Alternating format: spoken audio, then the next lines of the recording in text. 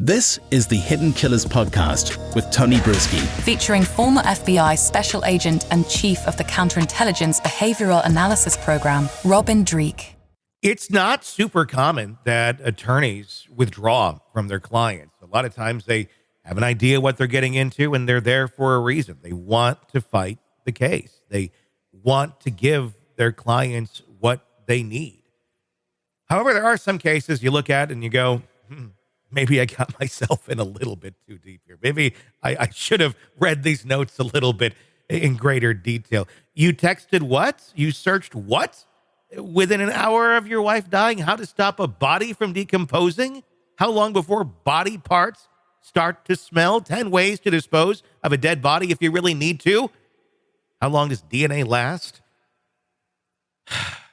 Yes, these are the searches of Brian Walshe, just literally hours after his wife Ana was murdered. He's, of course, now been charged with the murder. The body still has never been found.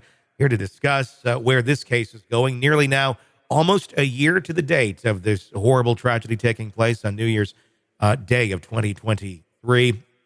Robin Dreeke, retired FBI special agent. It's one of these where it feels pretty open and shut. The Google searches are pretty damning, and I can see why his attorneys, at least one of them now, has said, I'm out. We have irreconcilable differences is exactly how it was put. I never heard that really used in a court case like this between an attorney, not like a spouse against a spouse. Yeah, good for him. Yeah. That's all I can say. You know, I've done a lot of these different cases, both with you and other places. And one of the things, I was on it with a chief not too long ago, and the chief said there are no such things as open and shut cases. As much as you think there's an open and shut case, there really isn't an open and shut case. That's why we have investigations, we do interviews, we look at evidence. And that's why defense attorneys do their job. You know, we have a criminal justice system that we have to have faith in so that our systems don't fall apart. We've talked about this on the show numerous times. And that's why defense attorneys get paid to do just that, implement our systems for justice is done, whether it's, whether the person's innocent or guilty, whatever it is. But I've never seen a more open and shut case than this one that we've covered. This guy is just bad.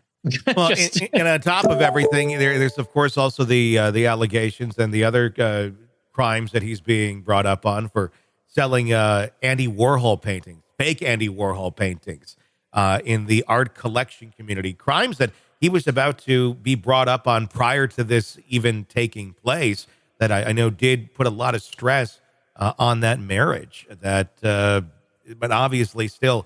Getting to this place is quite shocking. I think one of the saddest things about this case is the note, a note that Ana had written on the side of a champagne box on that very New Year's Eve night, having no clue what was about to happen. And it says, wow, 2022, what a year. And yet we are still here and together. Let's make 2023 the best one yet. We are the authors of our lives. Courage, love, perseverance, compassion, and joy. Love, Ana. As someone who was still standing by his side through all this. Yes, there were allegations of an affair, but she was still there, despite all of the other things that he was involved in. Ominous message to write down just moments before you lose your life to someone like this. And not just lose it. Guys like this, as he's accused of being, are really the worst to me because it was... when you dismember someone, hack you up, put you in plastic bags, as it looks like all the video footage is showing, that is a level of dispassionate objectification of someone that you can possibly have. And just look at that incongruence about how she must have been manipulated, if it is him, manipulated by him to think that the relationship was one thing when she was literally just a piece of meat to be hacked apart by him. That is just the worst part for me. And I'm thinking that's probably what the defense sees and says, I want nothing to do with this. It is shocking. It's shocking when people have that level of depravity and they're able to go there. We were just talking earlier about the mother, Shanna Vander Ark, who did horrible things to her own son. And that is extremely shocking because we're talking about doing it to your own children, but to your own spouse as well. I mean, it's I throw the word evil around there, but this is, mental illness at its most extreme, or is this something where something is just literally missing, that is not ticking a box, checking something, saying, stop, this is not how we behave. Yeah, illness is where we're exposed, again, not a licensed clinician in any way, but illness is where we're exposed to things through the nature part of growing up and the traumas we experience. This is nature to me, where something's just broken. It's like you said, it's missing. When it comes to psychopathy, there's missing empathy towards another human being. So these are very psychopathic type of